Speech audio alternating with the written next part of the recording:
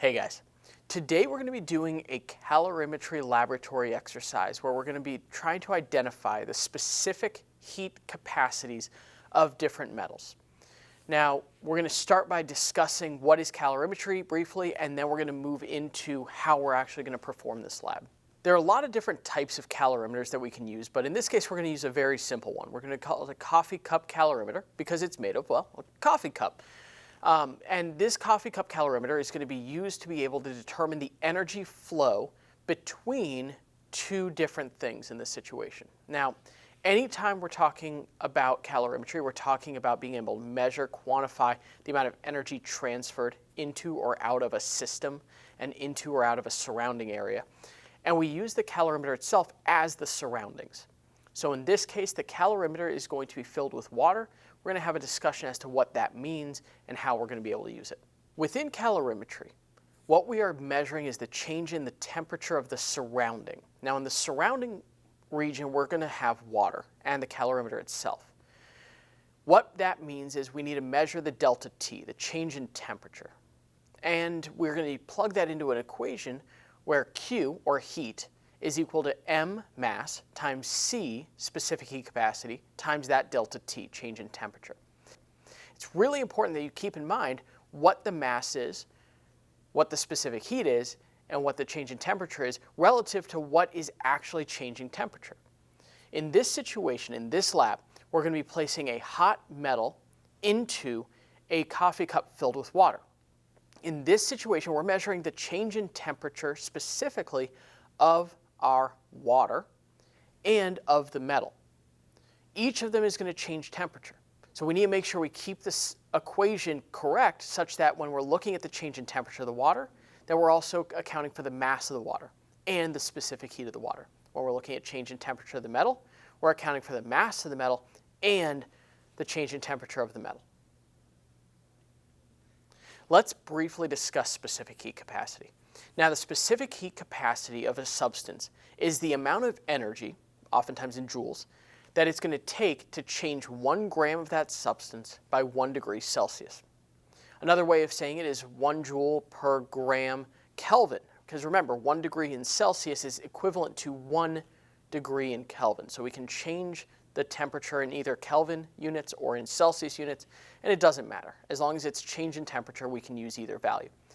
The key here is that you need to understand that with specific heat capacity, a higher specific heat capacity, a greater magnitude value, means that it takes more energy to change the temperature of a substance, and a lower specific heat value, one that's closer to 0, is going to be fewer joules required to change the temperature of that substance, or less energy.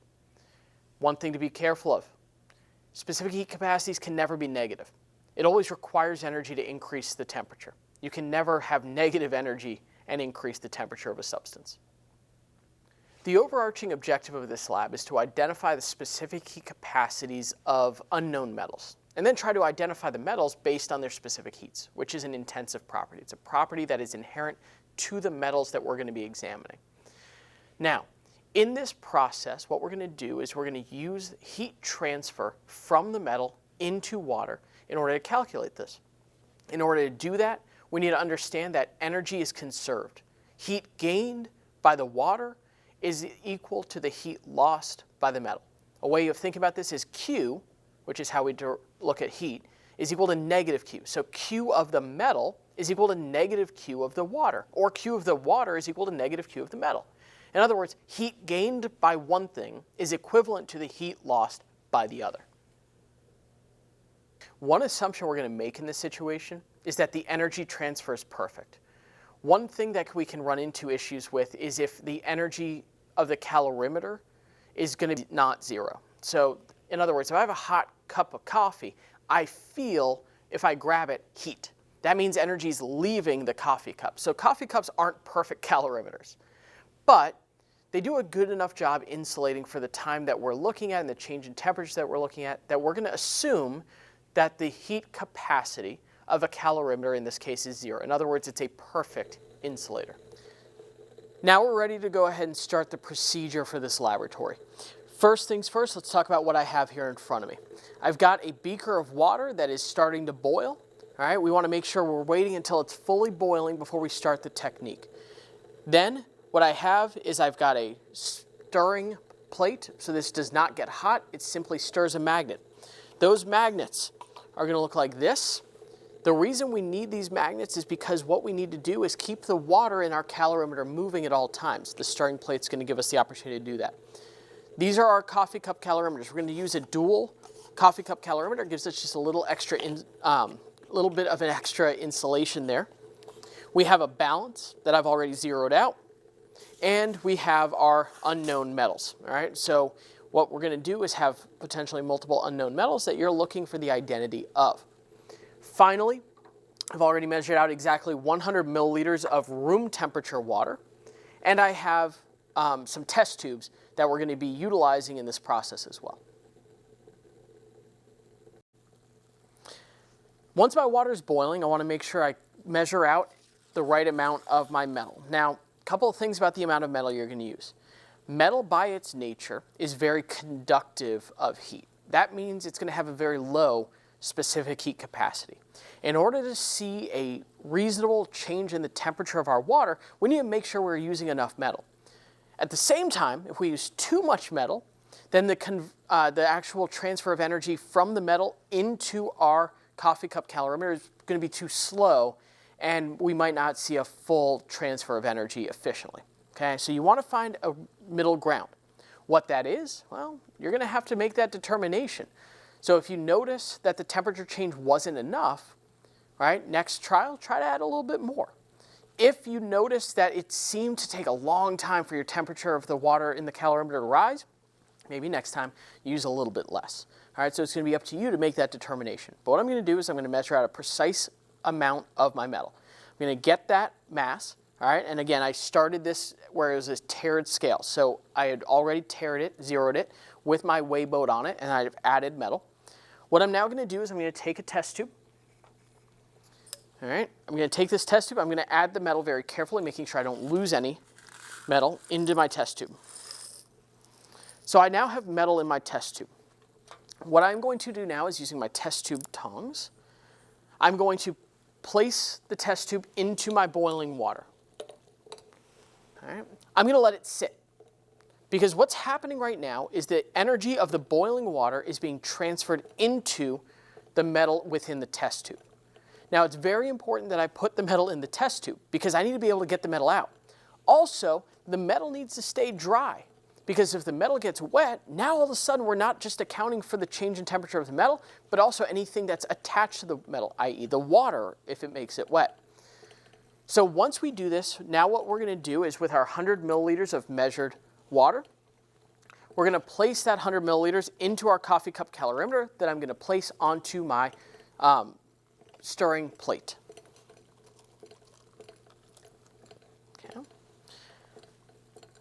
Before I do anything else, I need to get a temperature of both my room temperature water and a temperature of my boiling water. So I'm going to I'm going to measure the temperature of my room temp water.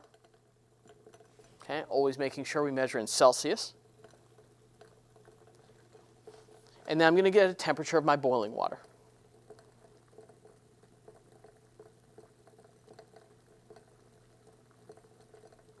Beautiful.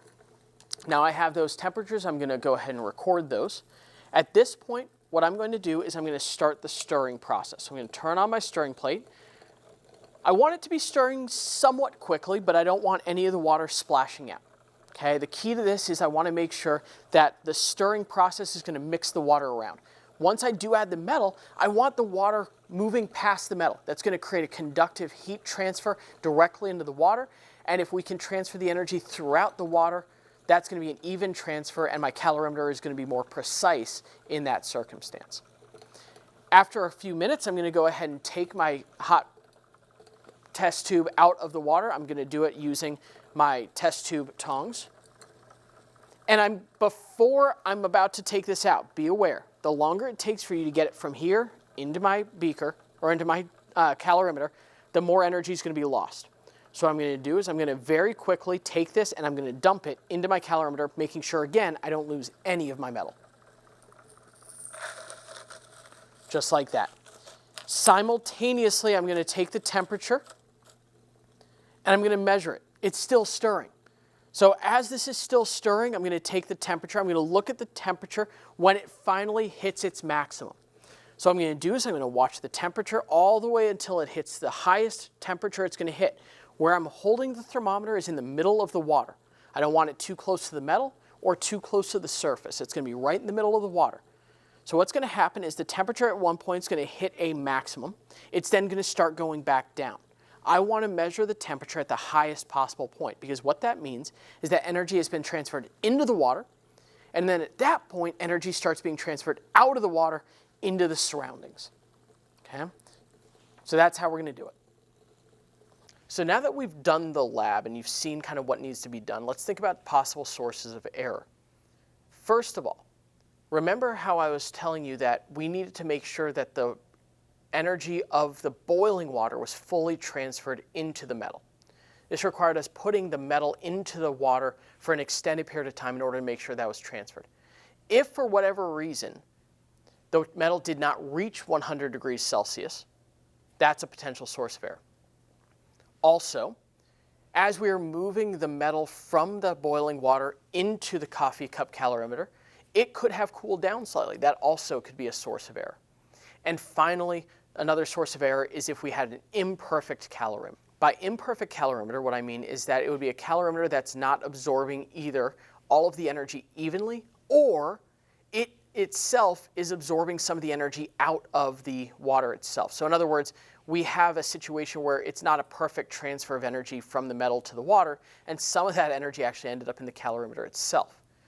So two different ways we could have an imperfect calorimeter. But that was why it was so important that we kept stirring the water and that we made sure that we really quickly saw the change in temperature before it leveled out. So that wraps up this video. Let's do a quick recap.